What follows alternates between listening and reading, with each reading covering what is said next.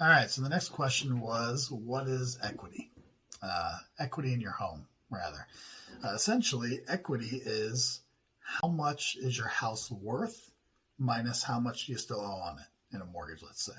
That difference is equity. So you'll hear a lot of people talk about the cost of renting, right? That either you're paying your mortgage or you're paying your landlord's mortgage. That kind of thought process. There's some truth to that, right? If you are renting a place, the landlord may not technically have a mortgage on it, but you're paying a monthly amount for a place that isn't yours, that you are not building any equity in, right?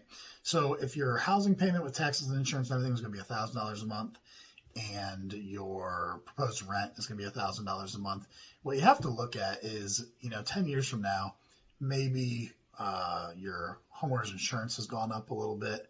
Maybe the taxes have gone up a little bit. Maybe that $1,000 a month is now like $1,100, right? Where would that $1,000 a month rent be 10 years from now? How much higher is that going to be? Because my guess is it's going to be a lot higher than $1,100. The truth is, in the future, as time goes on, your buying power is lengthened, it's strengthened by buying rather than renting, because your monthly mortgage isn't going to go up if you have a 30-year fixed rate, 15-year fixed rate, right? And eventually you'll have it paid off and you'll have no mortgage at all. You can never say that when you rent, right? The hidden piece of that a lot of people don't really consider, don't talk about, is the equity in your home. So not only is your monthly mortgage payment not going to go up if you have a fixed rate, but the value of your house should go up over time, right? That's why people are able to charge more rent. If you bought your house 10 years from now, you'd have to buy it at a higher purchase price. It would cost you more every month, right? So the equity is a good thing for you when you go to sell the house, okay? So my personal example, and I'm not saying everyone's would be like this, but my personal example is when I bought a house about 10 years ago.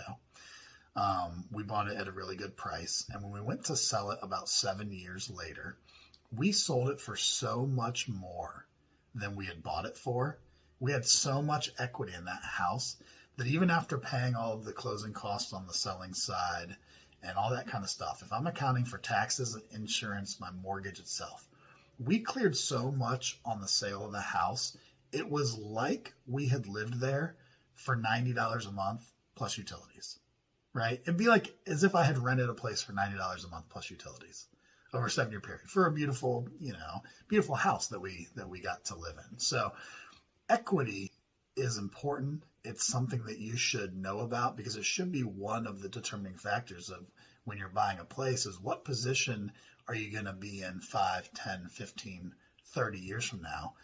And you'll almost certainly always be in a better position if you buy rather than rent.